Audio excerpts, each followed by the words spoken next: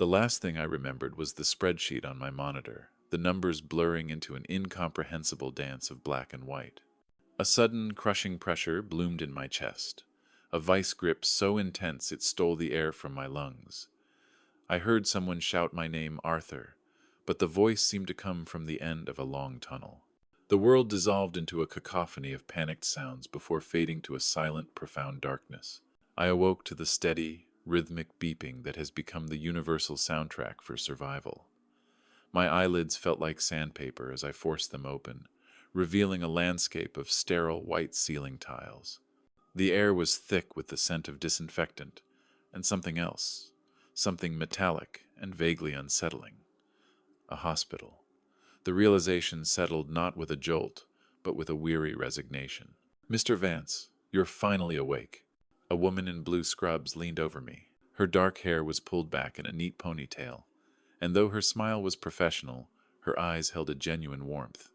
Her name tag read, Teresa, RN. "What happened?" My voice was a dry, rasping croak. An IV line snaked from my arm to a bag of clear fluid, tugging with a slight, persistent pressure. "Where am I?" "You're at OHSU Hospital in Portland," she said, her fingers dancing across the monitor beside my bed. "You had a heart attack at work this afternoon. The paramedics brought you in around noon. You've been unconscious for about 2 hours." Heart attack. The words landed like stones in a quiet pond, the ripples spreading through me in waves of cold shock. I tried to sit up, but Teresa's gentle hand pressed me back against the pillows. "Easy now. You need to rest." She pulled a chair closer. "We called your emergency contact, your daughter Brenda." A wave of relief washed over me, a warmth that momentarily chased away the cold fear. Brenda. She would be here soon. She'd probably be pacing in the hallway right now, wearing that worried frown she always got whenever I so much as sneezed. She'd fuss over the doctors, demand answers, and insist on staying the night in one of those horribly uncomfortable chairs, all because that's the kind of daughter she was. Attentive, loving. Teresa's professional mask flickered for a moment, and her kind eyes filled with something I couldn't quite place. Pity, perhaps. "She said she was busy," the nurse said softly. "She told us she had other commitments today and couldn't make it." The monitor's steady rhythm seemed to falter, or maybe it was my own heart skipping a beat. "What? That's impossible. Thursday is her day off." The words tumbled out, a desperate defense against a reality I couldn't comprehend. My chest tightened, a pain entirely separate from the damaged muscle within. She must be in shock, frightened. She's always been terrified of hospitals, ever since her mother. "I'm sure that's it," Teresa said, though her tone lacked conviction. Sometimes family members react differently to medical emergencies. But I knew my daughter. Shock would have sent her rushing to my side, not away from it. Could I have my phone?" I asked, my voice barely a whisper. She hesitated, then retrieved it from a bedside drawer. My hands felt weak as I took it. 17 missed calls from my office, 4 from my friend Frank, but not a single one from Brenda. Not even a text message. I pressed her number, my finger trembling slightly. It rang 5 times before clicking over to voicemail. "You've reached Brenda. Leave a message." "Brenda, it's Dad," I said, my voice steadier than I felt. "I'm at OHSU, room 247. They said it was a heart attack. Please, just call me back." I hung up and opened my text messages. Had heart attack. In hospital, please call. The checkmark confirmed it was delivered. I waited, staring at the screen, praying for the 3 little dots that would signal her reply. Nothing. My gaze drifted to my social media app, an act of pure desperation. Brenda posted everything there. If some other, unimaginable crisis was preventing her from coming, she would have mentioned it. Her profile was quiet, but her fiancé's was not. Kevin had posted something just an hour ago. It was a photo of 2 brightly colored cocktails on their kitchen counter, complete with little paper umbrellas, the afternoon sun glinting off the glasses. And beneath it a caption that stopped my already damaged heart cold. Finally, a day without the Drama King. Drama King. The words echoed in the sterile silence of the room, a diagnosis far crueler than the one the cardiologist would deliver.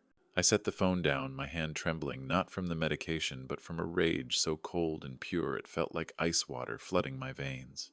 My mind, now painfully clear, began to connect memories I had once dismissed as isolated crises. 6 months ago, Brenda's voice on the phone, thick with manufactured tears. "Dad, we're behind on rent. The landlord says we have 3 days, or we're out. You're the only family we have left." $1,500, transferred from my savings that same afternoon. 4 months ago, a different emergency. The same desperate tone. Kevin's freelance work dried up. "We can't even afford groceries, Dad. Could you help us out, just until his next check comes through?" $800 for groceries that were supposed to be a temporary fix. Each memory was a small, sharp betrayal, a thread in a tapestry of deceit I had been too blind to see. She had weaponized my love, using the memory of her mother, Helen, as a credit card against my grief. Mom always said family comes first, she'd say, and I, the fool, would open my wallet, desperate to honor the wife I'd lost and protect the daughter I thought I had. The door swished open, and Teresa stepped back in, her presence a comforting intrusion. "How are we doing, Mr. Vance?" she asked, checking the monitors. "Just thinking," I said, my voice flat. "Your daughter called the main nursing station about an hour ago," she said, her back to me as she made notes on her tablet. "Asked about visiting hours and your condition." My heart rate spiked, and the machine betrayed me with its accelerated beeping. She hadn't called me. She had called the front desk, performing the role of the concerned daughter for an audience of strangers. She was checking on her investment, not her father. "She'll probably visit tomorrow morning," Teresa added, turning to leave. "Try to rest. Your body needs it." But rest was impossible. An instinct, honed over 68 years, screamed that something was wrong back at the house. If Brenda felt comfortable enough to celebrate my heart attack, what had she felt comfortable enough to do in my home while I was gone? I waited until Teresa's footsteps faded down the hallway. Then I moved with a purpose I hadn't felt in years. Ignoring the dull ache in my chest, I found my wallet and keys, dressed myself in the clothes they'd bagged up, and walked out of that hospital room. The taxi dropped me at the curb an hour later. From the outside, my house on Elm Street looked just as I'd left it, the same faded blue shutters, the same crack in the walkway I'd been meaning to fix. But the moment I turned the key, the air that greeted me was foreign. It held the faint, cloying scent of Brenda's expensive perfume. She had been here. My living room appeared untouched, but I walked straight to the bookshelf. Behind a row of World War II histories, where my grandfather's antique coin collection had been safely tucked away for 30 years, there was only an empty space. My legs felt unsteady. In the bedroom, the confirmation was a physical blow. The Omega watch my father had placed in my palm the day before he died was gone from my dresser.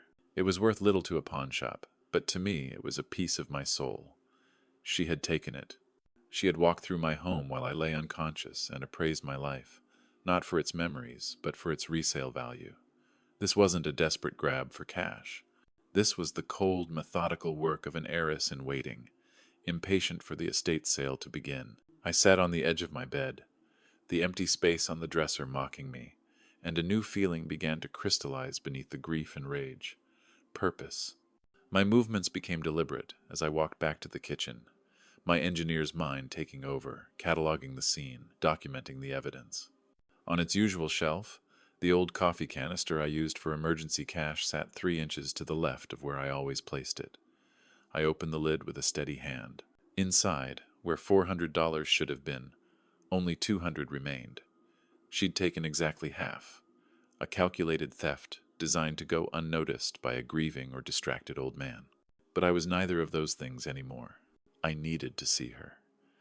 I needed to stand in the same room and hear the lies from her own mouth. The 20-minute drive to her rental on Oak Avenue felt like crossing into enemy territory. The house was shabbier than I remembered, the paint peeling on the porch steps, a stark contrast to the home I had worked 30 years to maintain. Through the front window, I saw her move past, dressed not in loungewear for a day of cleaning, but in a stylish dress, as if preparing for an evening out. The door opened before my hand reached the bell. "Dad!" Her face was a masterpiece of manufactured concern. Her hand flew to her chest, in that theatrical gesture I now recognized as a precursor to a lie. Oh my goodness, you should be resting. I was just about to come to the hospital. How are you feeling? I wanted to know why you couldn't answer your phone, Brenda, I said, my voice level. I remained on the doorstep. I called, multiple times. She ushered me inside, her laughter brittle. You won't believe it, my phone broke yesterday morning. I dropped it right in the kitchen sink. I was doing dishes, being clumsy as usual. You know how I get when I'm stressed about you. The living room was cramped, and her fiancé Kevin was nowhere in sight. So the nurse called your landline? Yes. Can you believe we still have one? She said, moving to the window to adjust the curtains unnecessarily. By then, they said you were stable. I figured you'd want me to handle practical things here instead of just sitting around that depressing hospital room. I watched her, the slight flush on her cheeks, the way her eyes darted around the room, never quite meeting mine. I spotted it then, on the kitchen counter. A brand new smartphone, still in its box. The receipt beside it was from that morning. She had gone nearly 24 hours without a phone, the one device she was famously addicted to, all because it had conveniently broken on the exact morning of my heart attack. Dad, are you okay? You look pale, she said, approaching with that same feigned worry. Just tired, I replied. The doctors said I should take it easy. Of course they did, she said, touching my arm in a gesture that felt more like a dismissal than a comfort. You should probably get home and rest instead of driving all over town. She wanted me gone. The relief that flickered across her face was unmistakable. My presence was an inconvenience, an interruption to her day of freedom. As she walked me to the door, she offered one last piece of advice. And Dad, try not to worry so much. You know how stress affects your heart. I paused on her sagging front step and looked back at her. I'll try to keep the drama to a minimum, I said. Her smile faltered. For a split second, the mask slipped, revealing a flash of genuine panic before she could rearrange her features. What? Nothing, I said. Just something someone said. Ugh. I turned and walked to my car, feeling her eyes on my back. The front door closed with a soft final click. In my rearview mirror, I saw her pull out her new phone, her head bent as her fingers flew across the screen, likely texting Kevin that the old man had bought her story. The crisis, she thought, was over. But it had only just begun. The drive home was a blur of traffic lights and storefronts I didn't truly see. My mind was a closed loop, replaying Brenda's performance. The feigned surprise, the well-rehearsed lies, the flicker of panic in her eyes when I used the word drama. It had all been too smooth. This wasn't a daughter fumbling through a difficult conversation. This was a con artist protecting her mark. The profound sense of loss I felt wasn't for the stolen watch or the missing money. It was for the daughter I once believed I had, a ghost who had apparently never existed at all. As I pulled into my driveway, a familiar figure stepped out from the shade of my neighbor's oak tree. It was Dan, a retired accountant from my weekly breakfast club. He was a quiet, decent man, and the troubled look on his face set my nerves on edge. Art, he said, walking over as I got out of the car. His usual cheerful demeanor was gone, replaced by a heavy solemnity. I'm glad I caught you. Well, there's something I think you need to know. He looked deeply uncomfortable, shifting his weight from one foot to the other. I didn't want to be the one to tell you this, especially after hearing about your health scare. But as your friend, I couldn't keep it to myself. We stood there on the cracked pavement of my driveway, the afternoon sun casting long shadows. What is it, Dan? I was at the Daily Grind Cafe on Tuesday, he began, his eyes fixed on a spot over my shoulder. Brenda and that fiancé of hers, Kevin, were at the table next to mine. They were talking loudly, laughing, planning. He finally met my gaze, and I saw a deep well of sympathy in his eyes. Art, they were talking about you, about this house. A cold stillness settled over me. What were they saying? Dan took a deep breath. They were discussing your weak ticker, as they put it. Kevin was looking up property values in this neighborhood on his phone, and Brenda was talking about how all their financial problems would be solved for good very soon. She mentioned knocking down the wall between the kitchen and the living room to create an open concept space. They weren't speaking in hushed tones, Art. They were excited. The final piece of the puzzle clicked into place, locking with a cold, metallic finality. While I was in a hospital bed, they were redesigning my home. While my heart was failing, They were calculating their inheritance. The conversation wasn't just a response to my heart attack. It was the continuation of a plan that had been in motion for years. All the emergencies, the constant need for cash, the emotional manipulation, it was all part of a long, slow draining of my resources while they waited for the final jackpot. Dan, My voice trailed off. What could I say? He placed a hand on my shoulder. I'm sorry, my friend. I truly am. I just figured you had a right to know what you're dealing with. You did the right thing, I said, my voice now steady, the tremor gone. The hurt was still there, a deep, resonant ache, but it was now overlaid with a diamond, hard clarity. The last shred of doubt, the last glimmer of hope that I was somehow mistaken, had been extinguished. Thank you for telling me. He nodded, gave my shoulder a final squeeze, and walked back to his car. I watched him go, then turned to face the home that my daughter saw only as a dollar sign. She and Kevin had made a critical miscalculation. They had gambled on my sentimentality. They had bet on my love for family. And they had assumed that a weak heart meant a weak mind.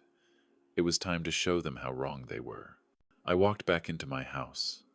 The house that was no longer a home but a strategic asset. The silence inside was different now. It wasn't empty. It was waiting. In my study, a framed photograph of my late wife, Helen, sat on the corner of the desk, her smile as warm and gentle as I remembered. My mind drifted back to Brenda's wedding day, a memory I hadn't revisited in years. Helen, looking beautiful in her mother of the bride dress, had pulled me aside as the reception wound down. She's happy, isn't she? Helen had said, watching Brenda laugh with her new husband. Then she had turned to me, her expression serious. But be careful, Art. Sometimes I worry that she sees kindness as weakness. She has a hunger for things that I don't think Kevin can satisfy on his own. I had dismissed it then as a mother's protective anxiety. Now, her words felt like a prophecy. Helen had seen the cracks in our daughter's character long before I had been willing to. Her warning, echoing across the years, was not an accusation but a permission. It was the final blessing I needed to do what had to be done. The grief that had weighed me down for days finally gave way to a cold, clear resolve. The next morning, I slept past dawn for the first time since the heart attack. I awoke not with a gasp of anxiety, but with a sense of profound calm. I moved through my morning routine with the focused efficiency of an engineer preparing for a critical project. I made my coffee, sat at the kitchen table where Brenda had once done her homework, and watched the clock on the wall tick toward 9. At exactly 9 a.m., I picked up the phone and dialed the number I knew by heart. It was answered on the second ring. Frank Miller, real estate. Frank, it's Art Vance, I said. The warmth in his voice was immediate. Art, I heard about your hospital stay. Good to hear you, my friend. How are you feeling? Recovering, Frank, and thinking. That's why I'm calling. I took a sip of coffee, the warmth spreading through my chest. You've been telling me to sell my house for the last 10 years. Is the offer still on the table? There was a stunned silence on the other end of the line. Are you serious? After all this time, you're finally ready to listen to reason? Let's just say my family priorities have recently been clarified, I said. I need to liquidate. How fast can you make it happen? I could almost hear the gears shifting in his head as he switched from old friend to seasoned professional. In this market, Art, your neighborhood is gold. I could have a cash offer on your desk by the end of the week. Developers are chomping at the bit for lots like yours. But what's the urgency? The urgency, I said, looking at Helen's photo on the far wall, is that I want to ensure my assets go where they'll do the most good, while I'm still around to direct them. Frank was quiet for a moment. He said, his tone suggesting he understood completely. Say no more. You won't get any arguments from me. I can be over this afternoon with the listing agreement. 2 o'clock? 2 o'clock is perfect, Frank. Thank you. I hung up the phone and took another slow sip of coffee. Outside, the sun was climbing higher in the Portland sky.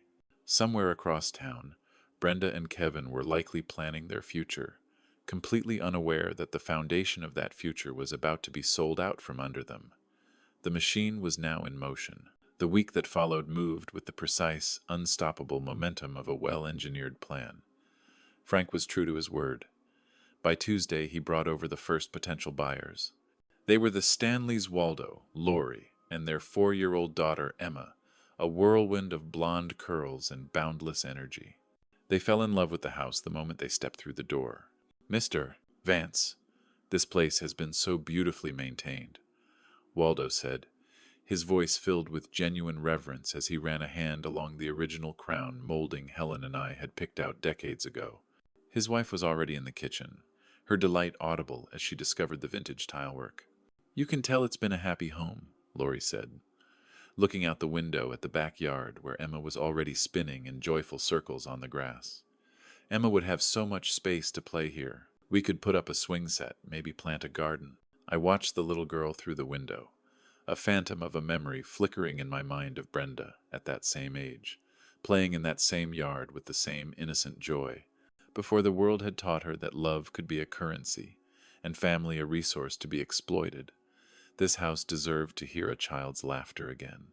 It deserved a family who saw its soul, not just its market value. The inspection on Thursday revealed nothing more than a loose shutter and some aging weather stripping, minor flaws that the Stanleys happily accepted. By Friday, I was sitting in a sterile conference room at the closing attorney's office, the scent of paper and old coffee hanging in the air. The final documents were spread across the polished table. I signed my name over and over, my hands steady, each stroke of the pen severing another tie to the past I was leaving behind. When the attorney slid the cashier's check across the table, the number written in crisp, dark ink, $435,000, felt less like money and more like a key. It was the price of my freedom. "I've never seen a sale move this smoothly," Frank murmured as we gathered our papers. "Are you absolutely certain about this, Art?" I looked at the young couple across from me, their faces glowing with hope and excitement. "I've never been more certain of anything in my life," I said. The key ceremony took place on the front porch an hour later. It was a simple, profound moment. I placed the old brass keys into Lori Stanley's outstretched hands. "We'll take wonderful care of it," she promised, her voice thick with emotion. "I know you will," I said, and I meant it. As the Stanleys began to excitedly discuss their plans, I walked to my car, which was packed with the few sentimental things I had chosen to keep. I didn't look back. From my hotel room that night, I finalized the last details of my relocation. By the time Brenda and Kevin discovered what had happened, I would be hundreds of miles away, a ghost in a new city, building a new life. The man who had driven to the hospital 8 days ago, a naive father who believed in his daughter's love, was gone. The man driving away from Elm Street was someone else entirely. Someone who had learned that sometimes the only way to win a game is to burn the playing field to the ground. Sunday morning arrived with an unseasonable clarity, the kind of bright, crisp sky that makes the world look sharper than usual. I was finishing a quiet cup of coffee in my temporary hotel room, overlooking a generic stretch of suburban highway, when the phone rang. Brenda's name on the screen made me smile, a genuine, humorless smile for the first time in over a week. The curtain was about to rise on the final act. I let it ring 3 times before answering. "Hello? Dad." Her voice was a tightly wound coil of fury, stripped of all pretense. "We need to talk, right now." Good morning to you too, sweetheart," I said, my tone deliberately placid. "How can I help you?" "Don't you dare play games with me," she hissed, her voice trembling with rage. "I just drove by the house. Our house. There are strangers in the yard, Dad. Strangers with moving trucks and children's toys." "What did you do?" The raw entitlement in her voice was breathtaking. "Our house." As if her name had ever been on the deed. As if she had contributed a single dime to the 30 years of mortgage payments. "Oh, that," I said, taking a slow sip of my coffee. "I sold it. The closing was on Friday, actually. A lovely family, the Stanleys. I think you'll find they'll take much better care of it than you ever would have." A choked, sputtering sound came through the phone. You sold it? You sold our house without telling me? Without discussing it with family?" "It was my house, Brenda. My name on the deed. And yes, I did. For quite a bit more than I expected, thanks to the market." "Meet me there, right now," she commanded, her voice climbing toward a full-blown shriek. "We are going to fix this." "There's nothing to fix," I said calmly, "but I'll be there in 20 minutes. I wouldn't miss this for the world." I parked across the street from my former home and simply watched for a moment. The scene unfolding on the lawn was exactly as I had pictured it. Brenda was gesturing wildly at Waldo Stanley, who stood on his new front porch looking utterly bewildered. His wife, Lori, stood just inside the doorway, holding their daughter Emma protectively behind her. Even from a distance, I could see the confusion and fear on their faces as this strange, furious woman screamed at them on the property they now legally owned. Brenda hadn't just come to talk.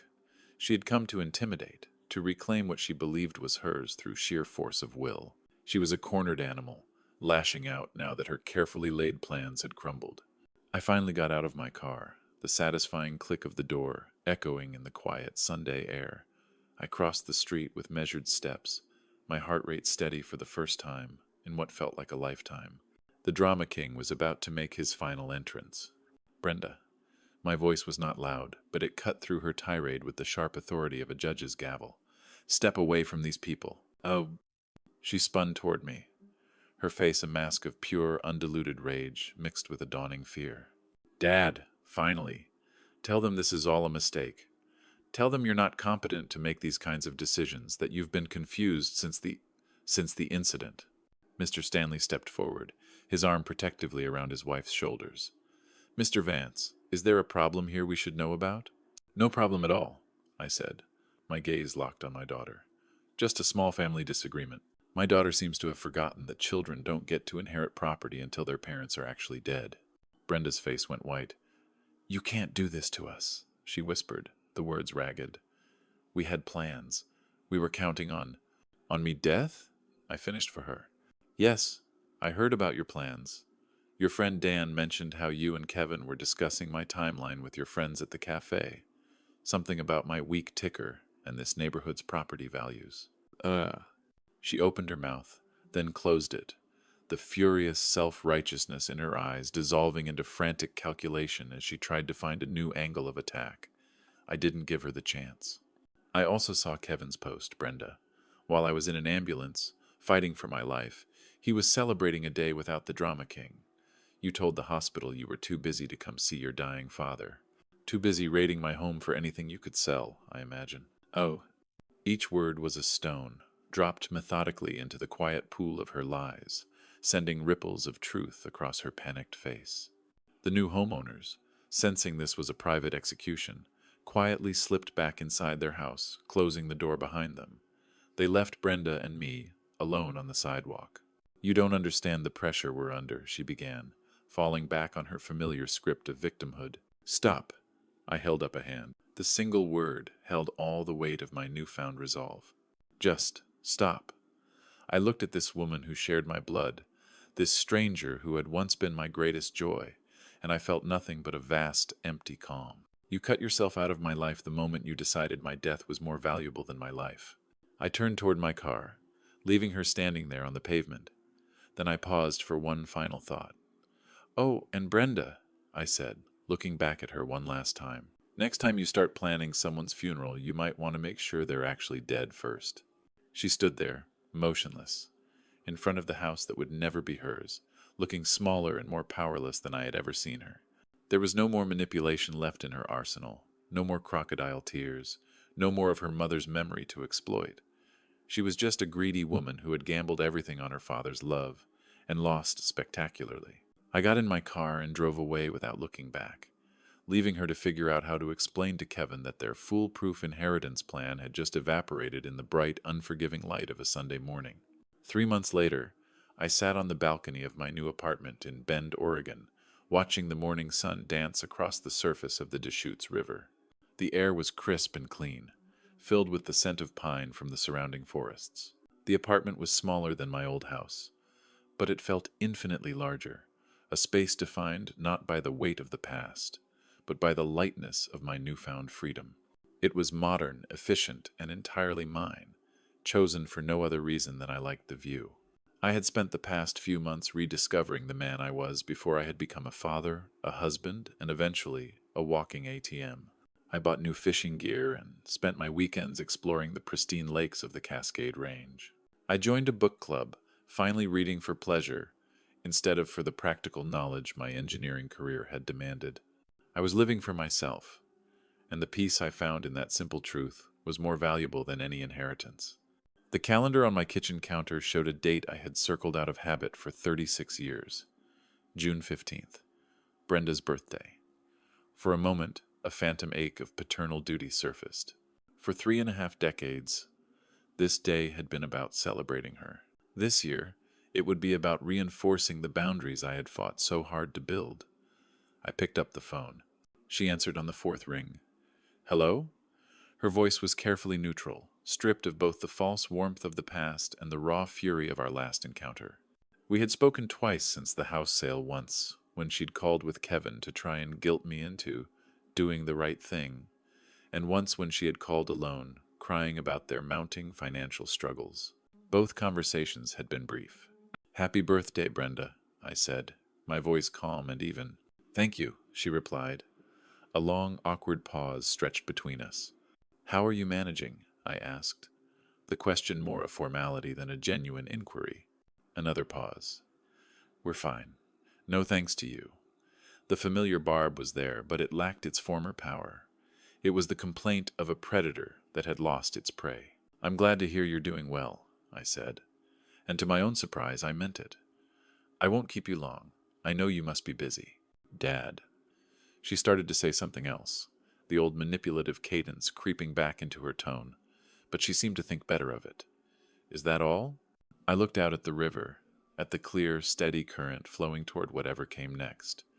Peace looked different than I had expected, but it felt exactly right. Just one more thing, I said. Try not to be so dramatic, sweetheart. Silence stretched across the line for nearly 10 seconds. Then, with a soft click, she hung up without saying goodbye. I set the phone down and returned to my coffee. The cycle was broken. She would have to find her own solutions now, build her own life, and face the consequences of her own choices. The greatest gift I could give her now was the weight of her own independence. Through the wide glass of my balcony door, I watched a young family walking along the riverside path below.